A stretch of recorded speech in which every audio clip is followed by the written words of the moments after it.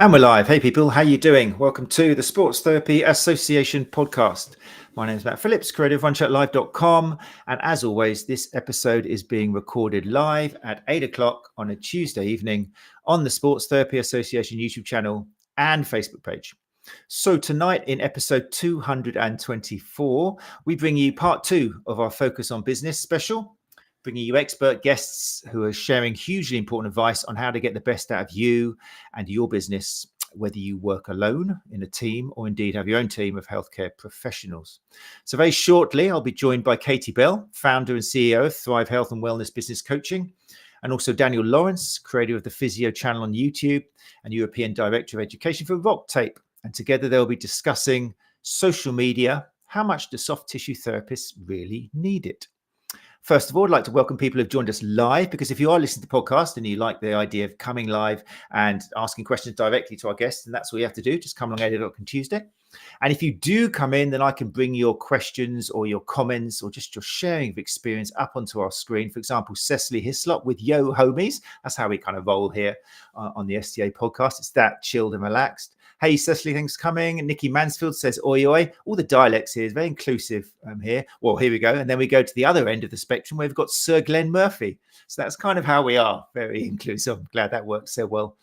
Deborah, not going to try and pronounce your last name because I will embarrass myself. Slujimus, how are you? Nice to see you, Deborah. Thanks so much for joining us. Tracy Marsh is here. Louise Aisha, I'm pretty sure I've got that right tonight, is in the house as well. And people are pouring through the door as we talk. So thanks very much for joining us. Lovely to see people in the new year come to join us live. It's so cool. If you can join us live, then please do it. I know some of you are working and listen to podcasts, and I appreciate you listening to it. But if you can join us live, then come along. It's a great learning experience for everyone involved.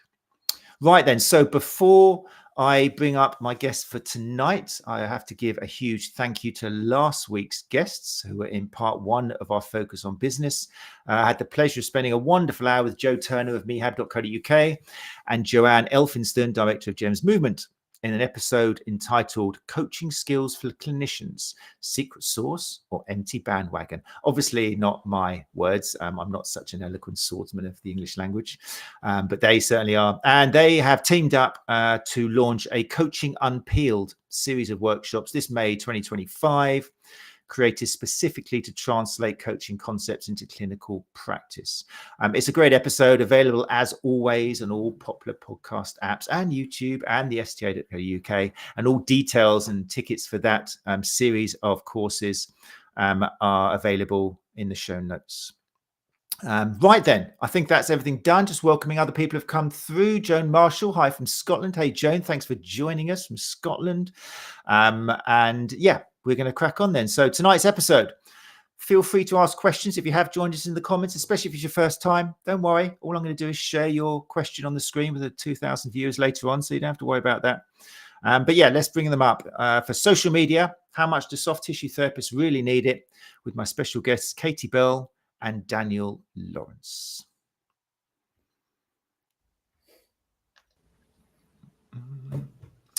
Katie Bell and Daniel Lawrence, how are you doing? One thing about podcasts is you can't wave. I mean, it's lovely, it's nice, but we need some actual, go on, say something loud. Hello. Thank you. There we go. That's it. That's where we got it. And you'll be able to differentiate as well who's who from that, which would be great as well. Thanks so much for giving up your time, people. Really appreciate you joining us. I know that you've had busy days. You're welcome. Thanks for having us. No, I'm really looking forward to it, and I have since Therapy Expo, and I love these episodes which are born out of something I didn't really plan. It just happened where I was there, being impressed by them. A number of people who are listening to your presentation about social media at Therapy Expo, and then Daniel, you've been at Therapy Expo since before Therapy Expo started, I think. So it was great to catch up with you as always there. In fact, I think you started it, but yeah. And then suddenly this conversation came about social media. How much do we need it? And you've got, obviously, you're like champion of YouTube with the Physio Channel, Daniel, and Katie, you give such valuable advice as well about how much do we really kind of need social media. So bringing you together has made my year so far. It's wonderful. I'm very much looking forward to it.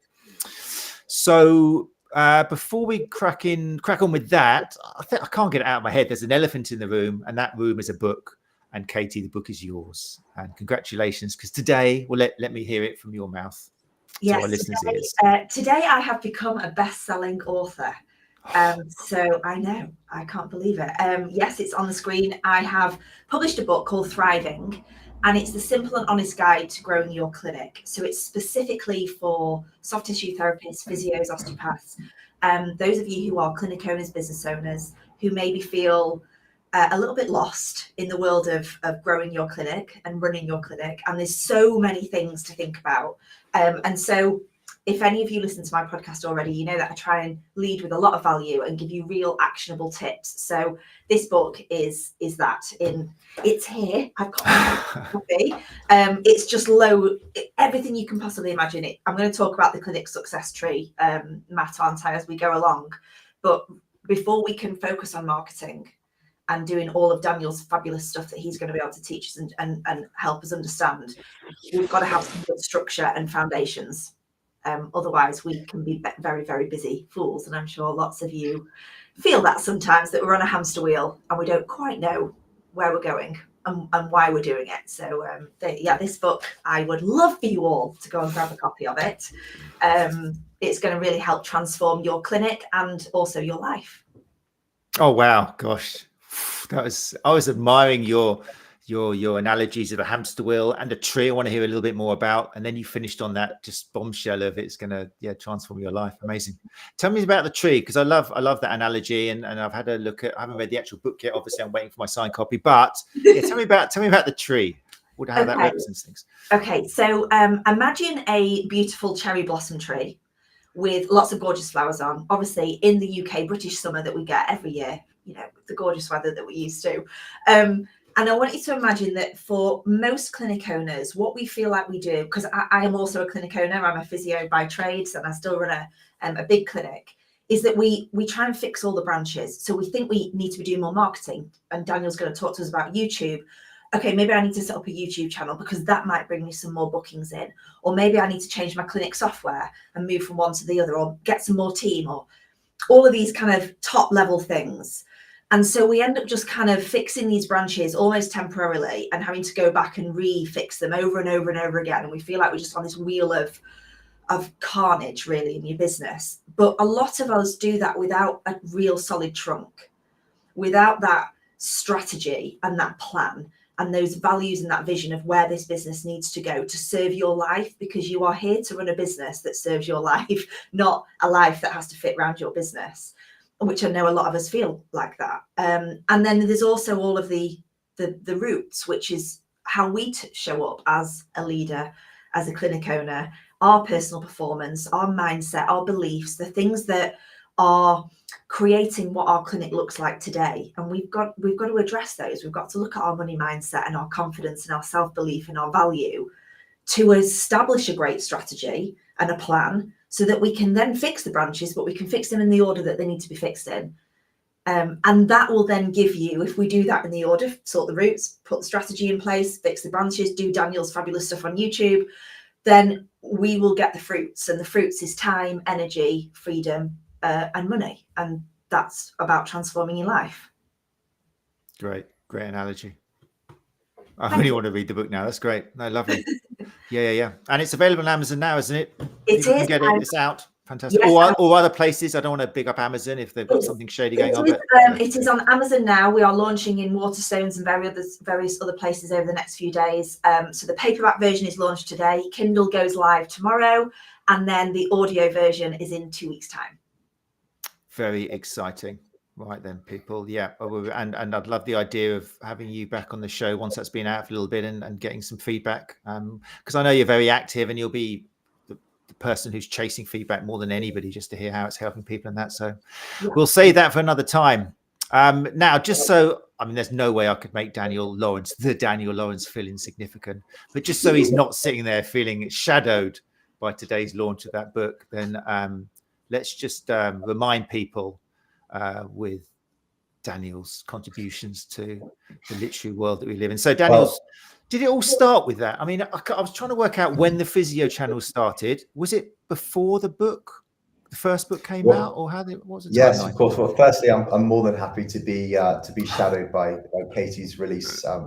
Fantastic, and congratulations again to Katie. But Matt, you've popped this on the screen now, which looks a bit like I've written a book too.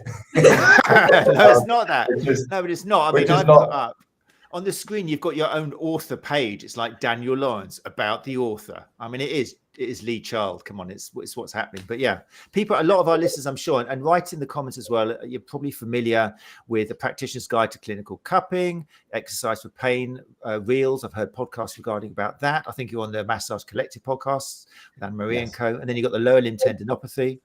So how did you start off? They go back a few years, don't they, when you first did them? Yes, I believe the lower limb was published in January 2018, and then the other two were published quite close together around about 2020 to 2022. There was some delays and changes with the books that I was publishing around that time. Like many of your listeners, I'm hugely passionate about what we do, working with the human body, manual therapy, exercise rehabilitation and pain relief.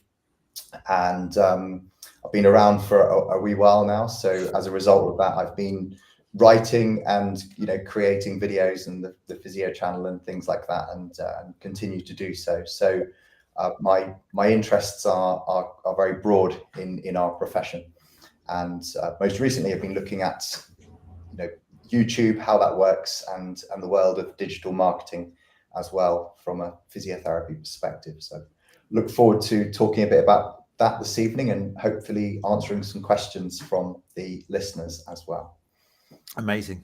I just want to add, because I do get hate mail, not that often, but the thing which really increases the hate mail is where I have like two physios on the Sports Therapy Association podcast at the same time. It's like I'm waiting for it to happen now. But I should point out that, like all the physios and chiros and podiatrists and allied health professionals I have on the show, they're a great example, and you to no exception, of yes, they've got a physiotherapy qualification, certification in that. But if you look at their websites, you'll see they're so inclusive, and the stuff they're talking about. I'll give you examples. For example, I think I brought some up here. Let's bring up for people in YouTube. You can see this. If you listen to the podcast, then pause, pop over to YouTube, have a look at the slide, and then come back again. But on the front of Katie's website here, it makes it quite clear: transforming business coaching for therapists. There's stuff there for chiros, podiatrists. You're a healthcare professional. You are a therapist. There's none of that stuff, which I know a lot of sports massage therapists, sports therapists worry about, that elitist thing. Yeah, there's some dodgy physios who put us down out there, but there's dodgy in everybody. There's dodgy massage therapists as well who slag off other people. But the people I have on the show, they may well be physios, but don't worry, they're the good ones. Yeah, they're the nice ones. And Daniel as well. You look at Daniel's YouTube page, and you'll see straight away. I mean, look at that. How can a dinosaur physio write a book on cupping? Come on now. I mean, that's our territory. If anything, Daniel is more sports therapist or massage therapist than you guys are. So, I mean, yeah. So let's not hate mail. Please don't send it in. Please, let's just relax about that. So there we go. Right. Angelica says, congratulations, Katie, becoming a #1 best-selling author. There we go. And Sabrina is a little bit late, but don't worry, Sabrina. I understand. You have things to do, so that's fine. Right. Let's crack on with tonight's episode then, shall we? Social media. How much do soft tissue therapists really need it? I've changed that title a few times depending how many characters I had available, but I think people will get the idea. Katie, you, like I said, back at Therapy Expo in November, your presentation was how to become fully booked without social media, which kind of suggests, just to get the ball rolling, that maybe therapists use social media too much. You're sitting on that side of the fence? I'm not necessarily sitting on that side of the fence that they use it too much. I think often therapists sit in different categories. So they sit in the category of, I'm using it because it's a thing that I think I should be doing, because that's what everybody says we should be doing to build a business. But I'm not using it consistently. I don't really have a strategy. I just post when I have a minute between clients. I don't really know what I'm posting, why I'm posting. And I'm also not tracking any of it. So I don't really know if it's working for me or not. So it becomes another thing on the to-do list for people. So I think you've got that camp of people that are like doing it, but they're not really in love with it because they don't really know if it's working for them or not. And it's a time pull. And then you've got the category that there was a lot of people at Therapy Expo that raised their hand, Matt, when I asked this question, was that, when you think about posting on social media and selling your soul on social media, because that's what a lot of people still feel like that they're having to do, maybe slightly older people like me, we sometimes think, oh God, really, do I have to do this? Do I have to sell my soul? Whether younger ones think it's wonderful and fabulous. There was a lot of people that said, I just don't want to do it. I don't want to have to do social media to get people in my clinic. Like, that's not what I don't want to put my face out there. I don't want to be on video. So I kind of think we've got to almost two camps of people hating it and people deciding that they need to get on board with it, but don't really know if they're doing it. And then maybe the third camp, which is Dan's camp, loves it, working really well for his business, and he's got a strategy and he knows how to do it because he's skilled in that area. So I maybe think it sits in kind of those three different categories or camps. Okay, great. We'll come back to that. Daniel, are you skilled at it? Have you mastered it? Can anyone do it? Is it just a question of skills, or? Yes, anyone can do it. There are various ways of creating a successful YouTube channel, and I can speak a bit about that. But I think perhaps I'd like to start by saying I'm not massively keen on social media, and I was sort of forced into it through my work with RockTape and with education and with its necessity for marketing. But I'm not a big fan of social media, and I would perhaps like to pose the argument that YouTube is potentially not social media, or it is very unique amongst the other social media platforms. So there's a lot of social media platforms. Some recent training I did, there was supposedly around 100 different platforms all around the world, ones we've heard of and ones in China that we may not have heard of, for example. So there's a lot of platforms out there. YouTube is unique amongst those platforms in the way it works. So some of your listeners may not know these facts, so I'll share them. YouTube is the second biggest search engine after Google, and YouTube is owned by Google, so they're kind of the same thing. People rarely go onto Instagram or TikTok to search for a solution to a problem. Their algorithms tend to work differently. They're more, how should we put it? They're more newsfeed algorithms. So you put something on Instagram and it pops into the newsfeed. Maybe people see it. A very small percentage of your actual followers will actually see your posts unless you pay money to push them out. And then that will disappear and it'll be forgotten about very quickly. With YouTube, it's different. If as a health creator, you create a helpful video that can help somebody with a problem, let's say it's a solution to persistent ankle pain, for example, that video goes into YouTube and people aren't going to suddenly jump on it. There's no reason for everybody to go, oh, brilliant, Dan's released a video on the ankle, let's all watch it, even though we've got no ankle pain. That wouldn't make sense. But people then go onto YouTube and they start to look for a solution to their problem, how to deal with ankle pain, physio exercises for ankle pain, how to tape to do this, and they search, and then YouTube serves them up the results. Now, the trick is to get your video to come up in those results. That's where you get a view on the screen or in an impression. From the impression, you then need to get somebody to click on your title, your thumbnail, which is like an album cover, if you will. And that's when you get a click through. So that's your click through rate. And then you need to get people to stay with you and watch your video. And they'll do that if they feel that you're going to give them the information they want quickly and succinctly, and that this is a video that's going to help them. So if they get that impression from the first 30 seconds, then you've got effectively a view. And then once you've got a view, the next metric to be concerned with is your retention.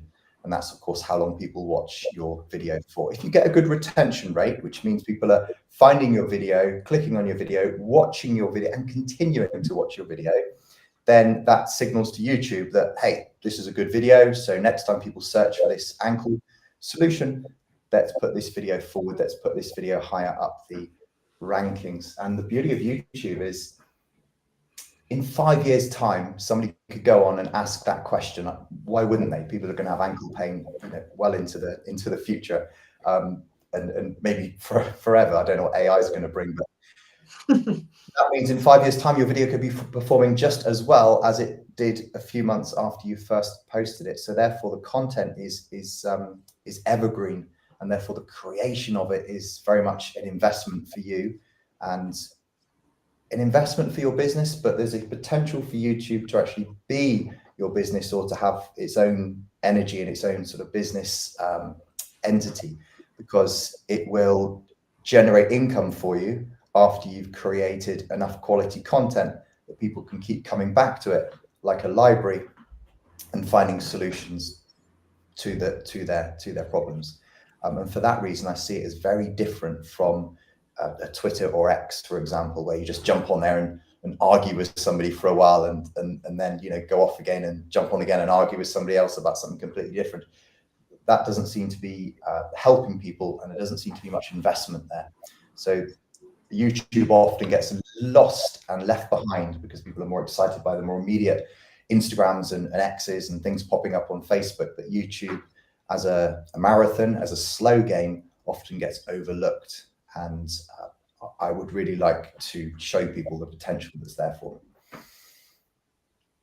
Very good. He's good, isn't he, Katie? He's good. Knows his stuff, isn't he? I'll stop talking now.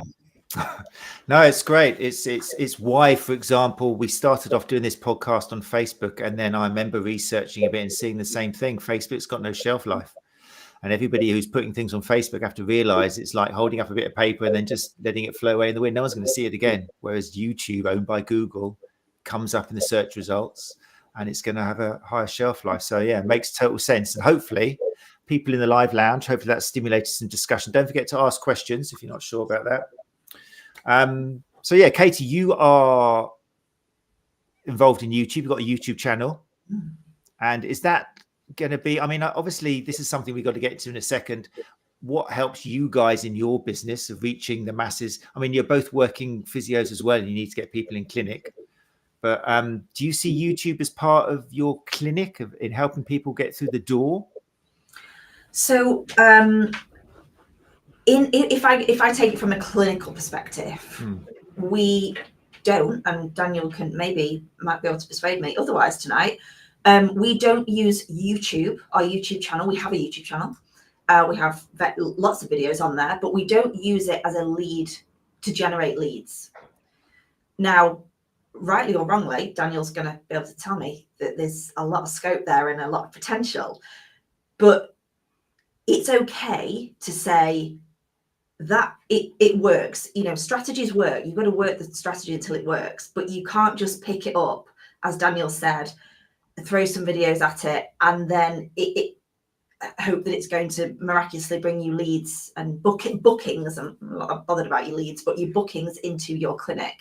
I think for us, it's not a strategy that we use, but it's not to say that it's not a strategy that we could use if we were wanting to diversify how we create, people being aware of our clinic.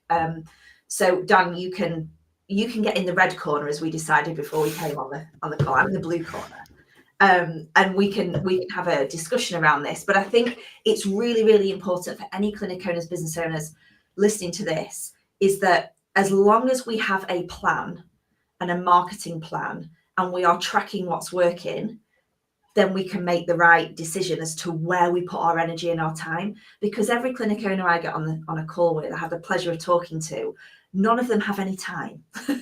They have no time. They're usually the lead clinician in their business, or they've got, they're in a position where they've got team and they're managing team now. And not often do they have a marketing team or a marketing consultant. They're trying to do it all themselves. So I think it's really important that they decide what they love, what really lights them up. And Dan, I know you got into it. You were almost forced into doing it. And I guess in Thrive, I'm forced to do a lot of stuff that I probably wouldn't have done given the choice, but it's the nature of running an online business and being very visible. But particularly in your clinic, you have to come, I think, with you have to like it. You have to have some kind of passion behind it and want to do it. Otherwise, it will just become another thing that you think you should be doing, that's on your to-do list, that overwhelms you, confuses you, and you then don't see the results that Dan perhaps sees when he's doing it. In the same way that you wouldn't cut your own hair because you can't see the back of your head. I really, really think you need to, if you're going to go down a route like this, you need to ask an expert. You know, I wasn't trained on how to use YouTube in my physio degree. I wasn't given a second of business advice. So it's about thinking who is out there that could help me to even just get me started. Dan's got a fabulous new program releasing this year that he's going to tell us about. But investing in that will allow you to decide or to get better results, I guess, from your efforts and your energy, rather than just picking at this and that and the other and trying to do it all, because you don't need to do it all. I run a very big, successful clinic and I don't have a YouTube channel. It's not to say it wouldn't work. It's just not one of our lead strategies right now. So hopefully that kind of answers that question, Matt. Oh, definitely. No, there's loads in there which we can unpick. It's perfect. It's exactly how I imagine this conversation was going to go in my mind. Brilliant. So, Daniel, what I'm interested in, and it's coming out of Katie's comment on that, is how, for somebody who wants to get, because let's concentrate on somebody who wants more footfall, more people ringing up the clinic and booking in appointments, because there's also engagement and looking after people who already know you and building a trustworthy brand. And I can kind of see that with YouTube, because it's straight away, if YouTube, you've got 5,000 followers, people are going to see it and think, wow, this guy knows his stuff. Even if you paid for them, it's still what people do in order to big yourself up. And even if you're faking it till you make it. But how can YouTube actually get people through the door to book appointments?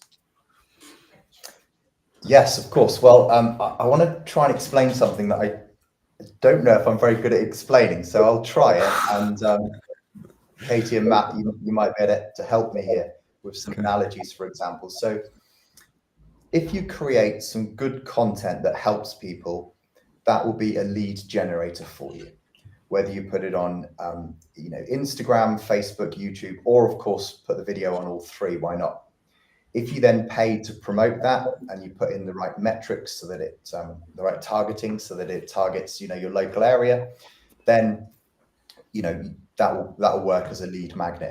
And I helped somebody recently with some YouTube strategy, and they got a video, they put it up in a local Facebook group, and they straight away had 3 clients and they made around £300 off this video. So they didn't get that many views, but they did get that many clients and they did get that income. So that idea is somewhat straightforward. There's different levels to it, but it's quite clear cut. The thing that I struggle to understand is people think that you're putting out YouTube videos to show your value, to show your skills, in the hope that you're going to have something come back from that you're going to have business come back to you, that people are going to book in and come to your clinic. People think that you're creating YouTube videos as a lead magnet, as a way of marketing your services, and you will make more money if people come to see you because they saw one of your videos. But that's not what I'm trying to explain. I'm suggesting that you create videos that can help people. Those videos continue to be watched, and you can then get paid directly by YouTube. And that income can become, in some form, a passive form of income that you can add to your business as a separate income stream. So a lot of my videos, they're watched all around the world. India is the biggest viewership of YouTube, with about near 500 million viewers, closely followed by America, which is about 50% less than that. It's not closely followed at all. And then the UK for my channel is about 7%. And the UK obviously makes up a smaller viewership of overall YouTube videos. Now, a long time ago, my channel was able to be monetized. And by the way, if you want to be monetized on YouTube, you need 1,000 subscribers and 4,000 watch hours over 12 months. And if you start making good videos and get them out there, you'll soon reach that target. It's fairly easy to achieve with some consistency. You can then join YouTube's partner program. People pay to market on YouTube. We will see the adverts that pop up during YouTube videos. What a lot of people don't know is that YouTube will pay you 55% of the advertising revenue for those adverts. So when people pay to advertise on YouTube, they share it with the people who created the videos, whether it's myself or Mr. Beast or whoever else on YouTube. When you say Mr. Beast, are you referring to John Gibbons or? Oh no, the other one. Sorry, I got confused. Yeah. Sorry, I was thinking of no, the other one. Mr. The American version. is like, Sorry. yeah, he's on Netflix now as well. Yes. He's kind of taken over America via YouTube. He talks a lot about the YouTube strategy and everything, but obviously his game is considerably different and bigger than mine and any other health creators. But yeah, they share 55% of the advertising revenue, and it's not like you have to send them a complicated form. You just join their partnership program. You're a YouTube partner. You go about creating your content. People watch it for free. They benefit from it, and YouTube shares the advertising revenue with you. So it's a separate standalone business model. You don't have to put out content there hoping that somebody's going to travel from America or from India to come to your clinic. Of course, it's also a wonderful way to do that lead generation, but it's so much bigger than that, so much broader than that, and a very different approach, a very different strategy, a very different business plan. And as I said, I think a lot of people don't realize the potential that's there. In fact, we talked about physios and elitism and so on. Like, I think if you're some form of elite practitioner with a PhD, that's actually going to be less helpful for you on YouTube in many senses, because I've made a few videos that were for academic videos for my students using a few long medical words, and don't really get much hate on YouTube until I start talking too medical and too academic. People really don't like that because it alienates them. It doesn't help them with their problem. So being able to help people in a down-to-earth way and communicate clearly is really one of the key skills on YouTube. Very interesting. I didn't think that was, I didn't know that was coming. So yeah, you're thinking it's a wasted, because a lot of therapists are complaining. They have this business model, and we've talked about this on the show before, where you're only making money when you've got a client in front of you. And that doesn't go on forever. You can only see so many people during the day, and then suddenly you burn out because you're only making money when people are there. And we've talked about this on the show before, with the idea of looking after people via apps and things and making money whilst you're not seeing somebody, which is great. It's all very ethical, and you help that person even more, because that person needs help when they're not with you as well as when they're on the couch, sort of thing. But you're saying that this is a undervalued and not nearly enough used form of income for the therapist who's got the knowledge. They've just got to show people it and make an income from it that way, which kind of suggests that. Is that right? Yeah, is that what you're saying? Yeah, absolutely. You get your income directly from YouTube. You don't have to attract people to your business. You don't have to sell anything. YouTube does the selling for you. It sells the marketing, nothing connected to you. And then the marketing around your videos, they share that revenue with you. And that revenue, can be significant after a few years of putting in the work. But there's more to it than that. I don't want people to think that it is a way of generating passive income, and it is a way of of making money when you're not working. Absolutely, it's definitely that. But it's also another way of reaching more people and helping more people. I don't know how people felt during the lockdown times, but as a physio, I felt very frustrated because I was not able to help people. I knew they needed help. I even had them contacting me on my personal contact numbers when I was doing NHS work because they couldn't get the help. So it was a way of getting the information out there and helping people all around the world, because a lot of people don't have access to healthcare. Even in this country, a lot of people don't have timely, decent access to healthcare. And that's, of course, why the private sector's booming. But of course, some people can't afford that. And in some countries, it's now impossible to get decent healthcare advice. You can create that advice and put it out there for whoever needs it. And the more people that benefit from it, the more you'll benefit from it financially. But then that means you've got more time to invest in creating more content as you move forward. So there is a healthcare element to it. There's a sort of altruistic helping people element to it, and that's one of the really nice things about creating in that space. Katie, keen to hear your thoughts. Okay, so my thoughts are, I think that was a fabulous explanation, Dan. You did a great job of explaining it. And I think what our clinical owners need to kind of, I guess, hear from this is that if you were thinking about my book, this is two separate clinic success trees almost. It's like we could have them linked in some way, but this is you have your clinic. Matt, you just said, you might be seeing patients, treating them on the couch, doing the day-to-day, but you're feeling like there's going to be an end to this, or I can only earn when I've got somebody in front of me. Now, obviously, you've got opportunity to grow your clinic, you've got opportunity to bring team in and different ways of diversifying your income. But for somebody who perhaps is thinking, actually, this for me could be something that I would really love to do. I'm really passionate about. I've got a lot of advice to give, and maybe Dan, I guess, want to hear your comments here. Do they need to love being on video? Because a lot of people don't, and that gets in people's way a lot. That will be one of the biggest barriers, that they don't, imposter syndrome, that they don't feel like they know enough, and they do. We've got amazing clinicians out there. So this sits in almost its own business model and its own strategy that needs to supplement your own clinic. But I would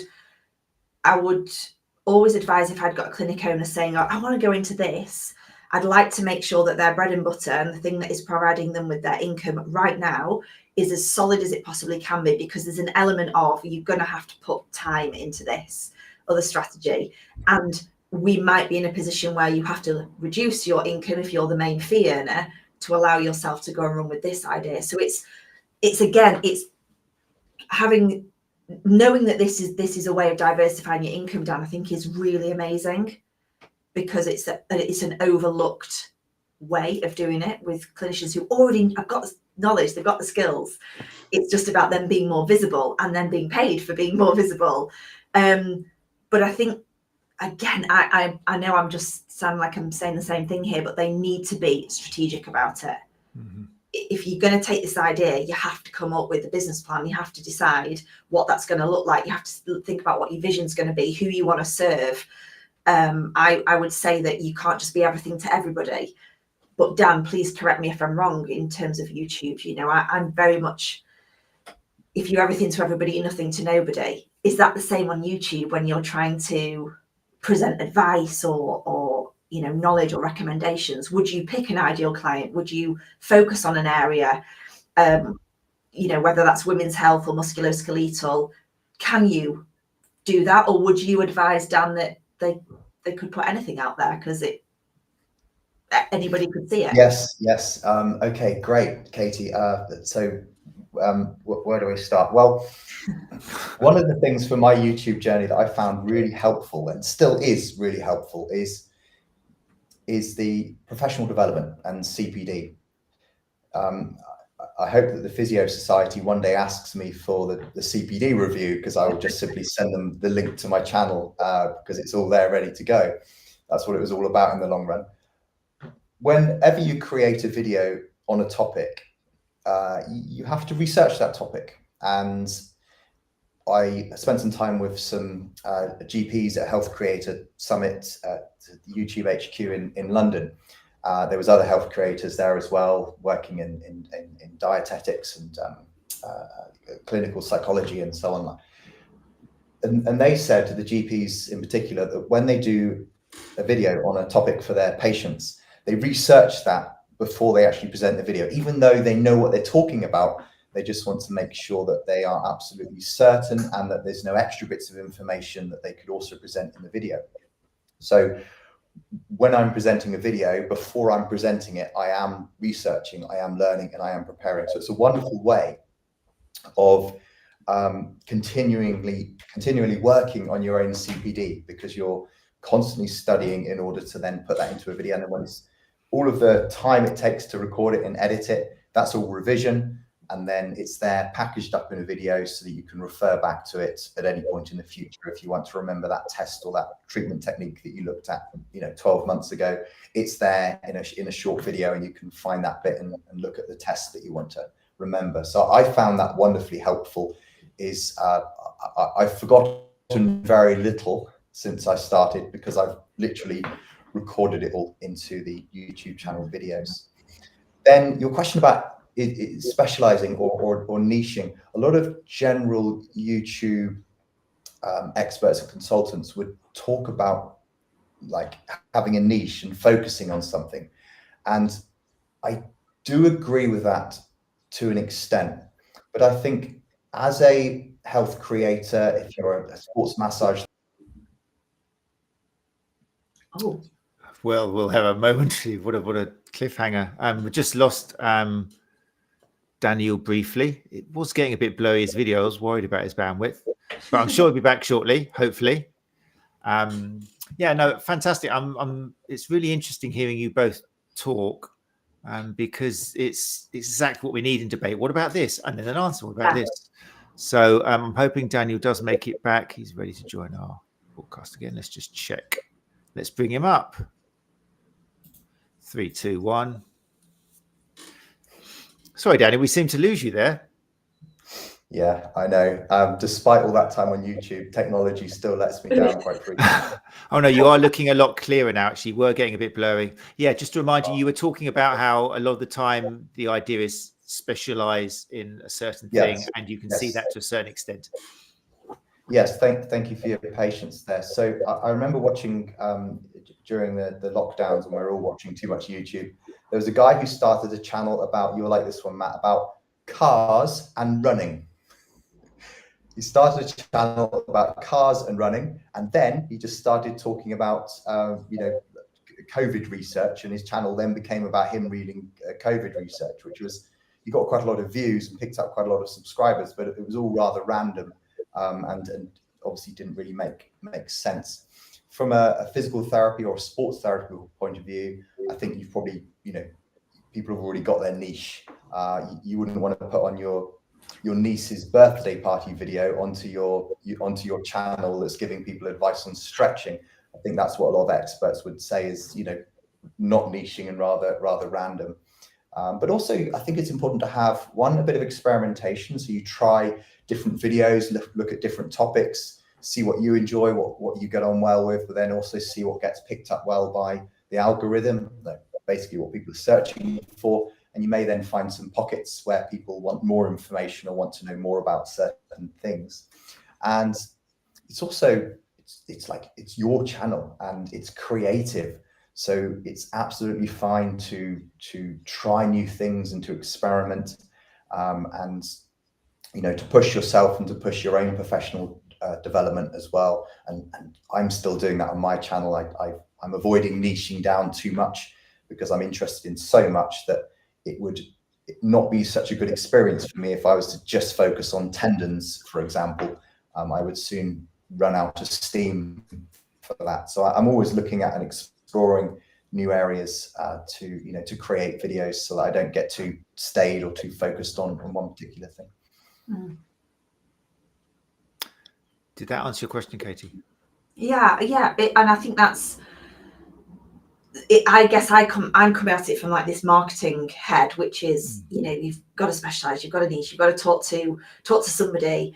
But I hear what you're saying, Dan, about you've also got to not fall out of love with it, and you've got to, I guess you've got to be interested in the topics that you're talking about, because you've got to do a lot of research, which I totally didn't think about. I would have, typical me, I'd have just thought, well, I'll just grab my camera and just start filming something about something that I think I know a little bit about. And I think it's great that you said it does take that preparation work and really making sure that, I think one of the things that hold clinic owners or soft tissue therapists back is imposter syndrome.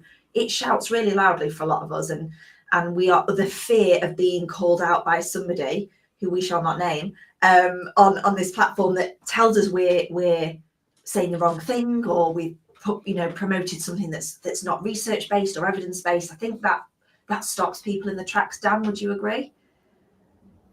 Yes, people are concerned about imposter syndrome. People are concerned about getting hate messages come through. And based on the views I've had literally a handful of hate messages, and I don't know where they come from, but I do hope I never meet these people. Perhaps it's my neighbor. So if you create a video, let's say you create one on how to manage shoulder pain, and the video is, say, 5 minutes long, and you're going to talk about what could cause shoulder pain and some simple exercises and movements to help reduce shoulder pain. If somebody's the sort of person that's going to be a troll and send you hate mail, they're not going to sit there and watch your video for 5 minutes. They're not going to invest that much time in watching your video and then send you like hateful messages. That those two things just don't correlate. So I think people need to, you know, worry less about that. People will give you feedback, which can be helpful. I've had some videos where, you know, that I put a lot of time into, and people will just write to me and go, "Stop talking and get on with it." And it's like, okay, perhaps next time I'll try and talk a bit less and get on with it.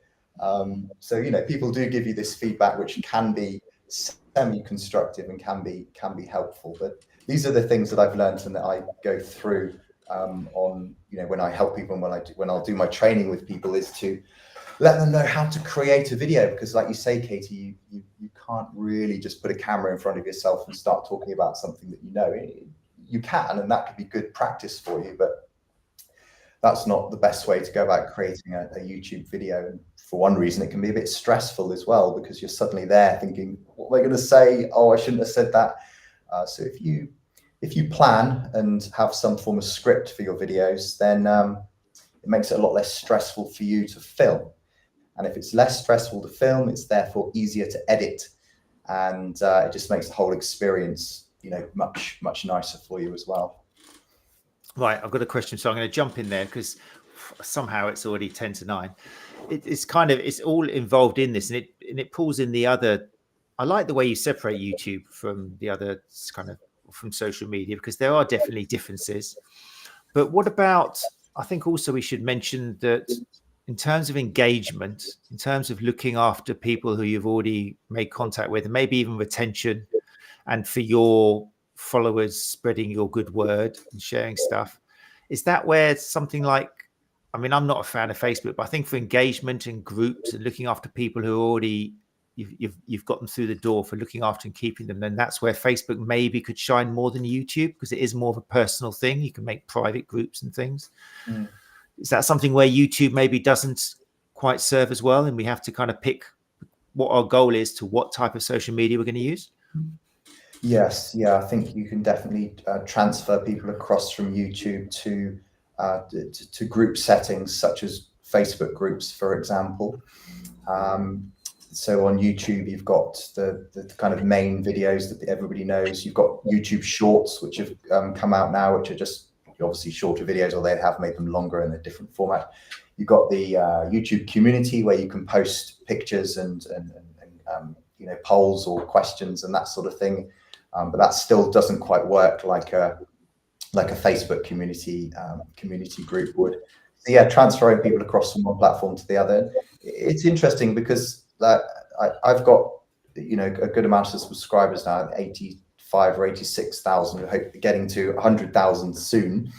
But only like less than 10% of my viewers are actual subscribers. So a lot of people aren't actually subscribing to the content. And then you've got to think, the community, people comment on a video, and there's a community that will build based on a video, because people say, well, I had this and I took this and then this happened, and someone else will say, well, I went to see the doctor and he said this, and blah, blah, blah. And they have their own independent conversation off the back of the video. So that happens, and that's definitely a form of community. A lot of the videos get shared on WhatsApp groups as well. I don't know where, but I can just tell from my own metrics that they get shared on WhatsApp groups.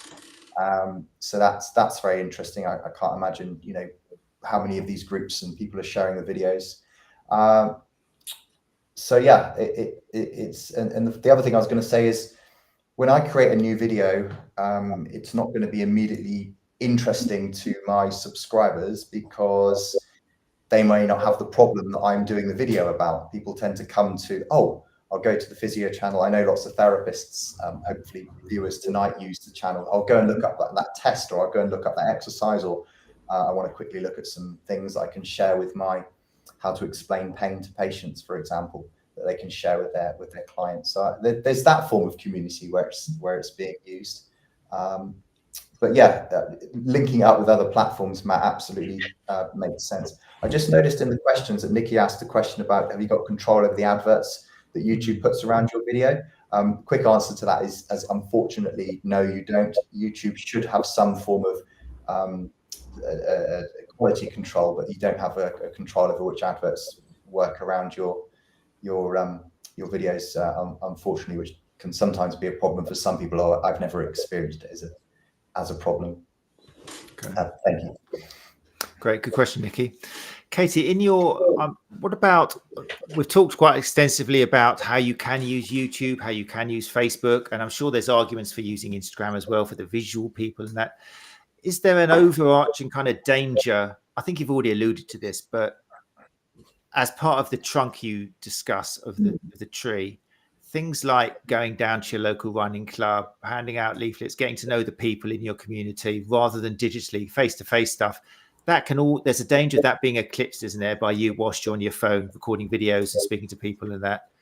Is that a big danger in your experience of speaking with therapists? They're forgetting about this real life contact? Yeah, it really great observation, Matt, and I guess question. One of the biggest challenges that or when I talk about their marketing strategy on a discovery call, I'm trying to learn about their business and why they may be struggling to get people through the door or what's going on for them. I talk about their offline marketing strategy, and it's usually nothing. You know, I have my clinic, I have a sign outside, and kind of that's all I've done. And because quite rightly, Google Ads, very effective in a lot of people's clinics. You know, perhaps using YouTube might be something people are going to move towards. Maybe posting on Facebook and Instagram. I don't honestly believe, I don't think I've ever met a clinic owner that is using that in a way that is bringing them very consistent lead generation and bookings into their clinic. So we've kind of gone mad in the digital world, which is great, and a lot of it is working for people.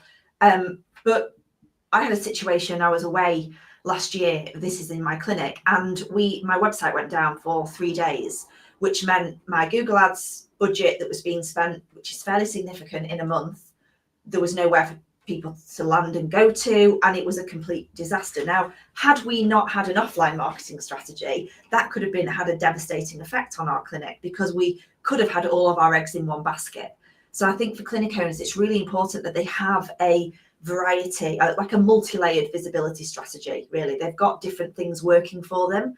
I call it like turning the taps on and off whenever you need things, but you are a bricks and mortar clinic that exists within a community, and your job is to create community within that community that need you and would be devastated if they turned up at your clinic and there was a sign that said, unfortunately, they're no longer trading. Like I say to my team all the time, we have to make sure that if we close tomorrow, we would leave a massive hole in people's diaries and in people's lives, because we have a community, we've created a community that exists within a community. So I think there's so much value in collaborating with local businesses, with finding out where your people are. You know, we have a women's health team within my clinic, and we work very specifically with people who've had babies. So where are those people hanging out in Sheffield? Where are the new mums? What groups are they going to?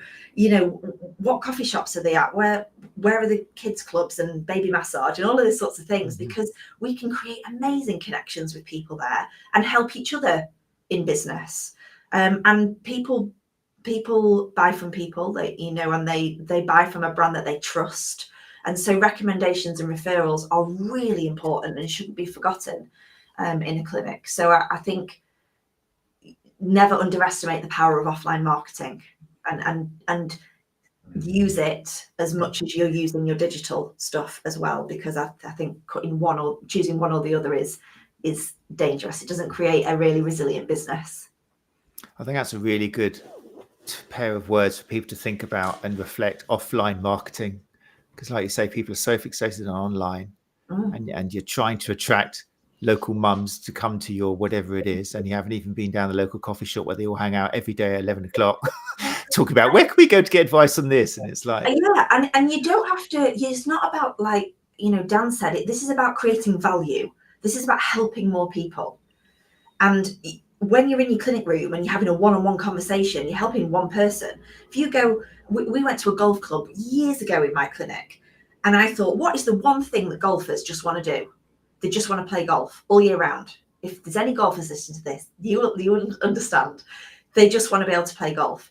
So we did a workshop, which was how to play golf until you were 100. And it was a free workshop. We had absolutely loads of the golf members sign up to it. It was a local golf club to our clinic. We delivered, we were high in value, we led with value, but we gave very specific outcomes for the reason that they would want to come to this workshop. So we got people through the door. We delivered in value, but then we gave a very clear call to action. And that's really important, that you can deliver value, but you still need to have this is what we need the workshop to do for us to make it worthwhile our time. So giving people that call to action of what they do next, how they can work with you moving forwards, is really, really important. So it comes back to your strategy.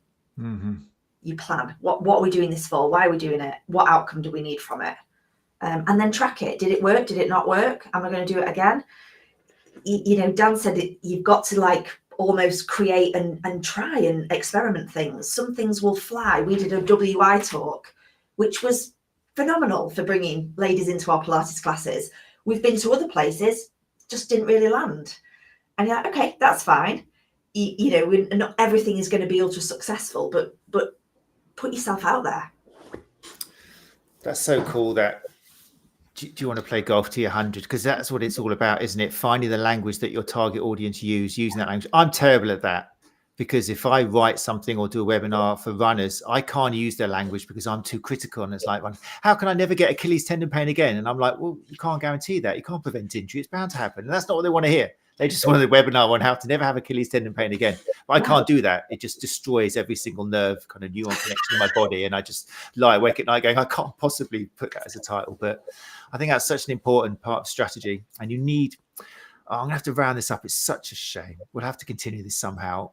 But so yeah, hopefully strategy is the word, whether you're looking at the ground roots and the trunk and all that, or whether you're looking at how to launch a YouTube channel to find an extra way of making monetary gains and stuff. And it's all strategy, isn't it? And getting help and not thinking you could do it yourself. I think Cecily here summed it up in a wonderful Cecily way, which she has a habit of doing. Having done a few Facebook videos, I've never prepared enough. It's shown. So cheers the insight. Winging it doesn't always work. It's kind of true, isn't it? There's a certain attraction to that in the right place at the right time. But yeah, it's not a good strategy. There's that word again. So talking of strategies then, in fact, Angelica, I think this is a good leading question here to start bringing things to a close. How would I work out the best strategy for my clinic? Yeah, so yeah, they talk to someone like yourself and they get help. Is it going to cost them much? Is it like, oh, another expense, or is it justified expense, or what would you answer? Your strategy has to be based on where you want to be. Like, Angelica, what do you want this business to do for you in the next 1 year, 3 years, 5 years, and maybe 10 years if you can stretch your vision that long? And ultimately, we work backwards from that and we reverse engineer it. So it doesn't have to cost you a load of money. You can reach out and you can listen to my podcast. You can read the book, because there's loads of stuff about how you can figure out, what am I doing this for? But it comes back to why. Why are we running this business? Dan has a real reason why he's creating a YouTube channel and wants it to get to 100,000 followers. It's not just because he fancies it. It's because it's going to enable him to be able to do other things in his life and in his business. That there is a plan for it. So it's figuring out, Angelica, why you're doing what you do, and what you need this business to create for you. And we reverse engineer then what we need to do in your business to get to that. Definitely. I mean, we've said it time and time and again on the course. Just reaching out and having a chat with a professional. It's not a skill. It's not something you're going to think of one day and go, oh, I know what I need to do. This is going to be my strategy. You need a specialist like Katie and other people having the show to actually go to listen to you and then just feed you a few little, what about this? Or what would you do here? And then suddenly, poof, it's so overlooked, I think, mentorship and stuff like that. So yeah, you mentioned the podcast, Katie. That's great. People can find a load of interesting and useful stuff there, and also the book.